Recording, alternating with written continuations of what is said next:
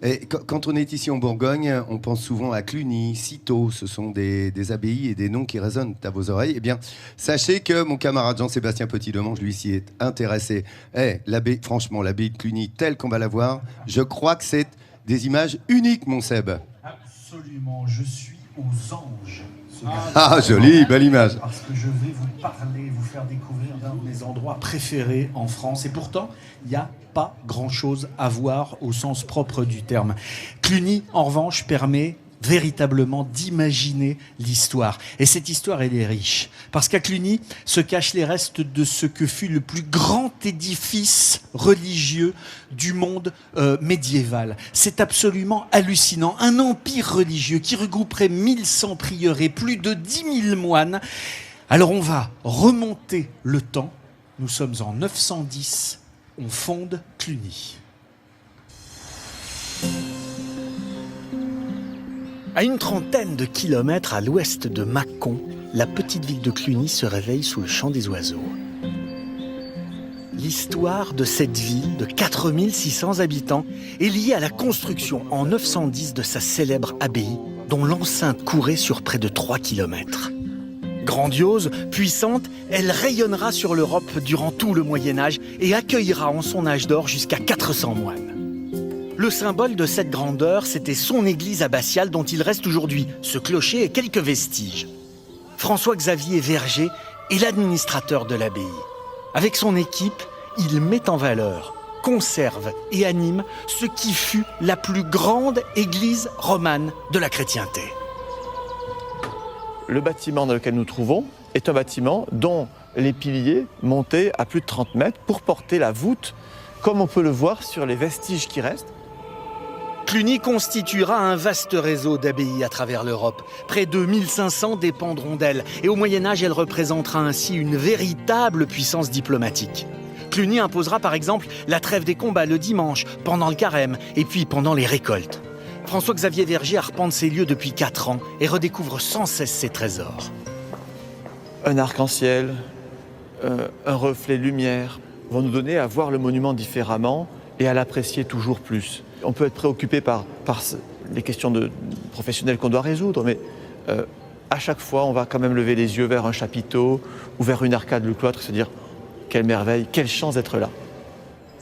Et si certains travaillent à l'abbaye, d'autres y étudient et y habitent même. L'école des arts et métiers est installée ici. Ses étudiants font vivre les lieux. C'est vrai que la première fois, c'est assez fascinant, c'est grisant parce que c'est quelque chose de grandiose. On sait que c'est une abbaye millénaire qui a beaucoup d'histoire derrière. C'est impressionnant de venir tous les jours en cours, sous l'ombre du clocher.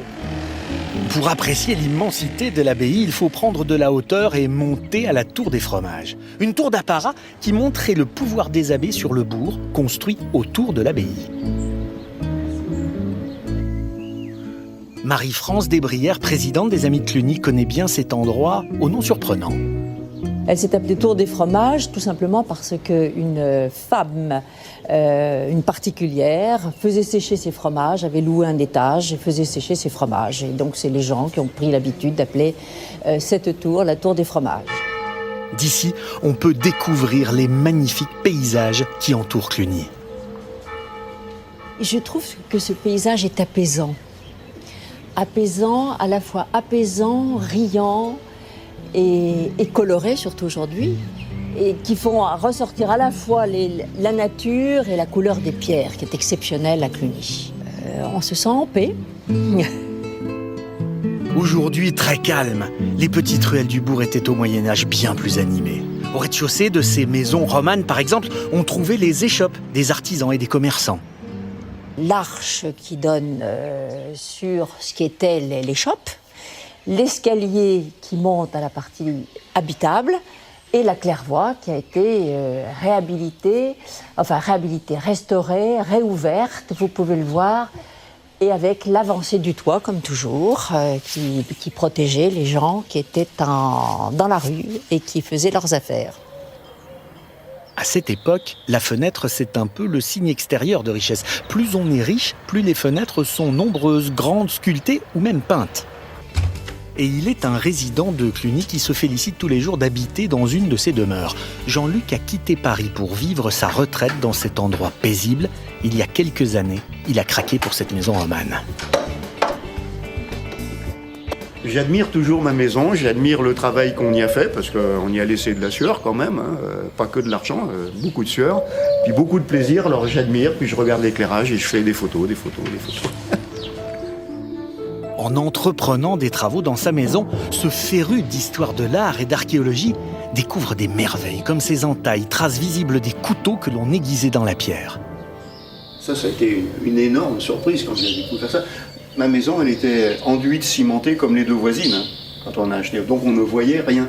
On ne savait pas qu'il y avait encore la porte médiévale. Passionné par l'histoire, Jean-Luc a même ouvert un petit musée dans sa maison, avec toutes ses trouvailles.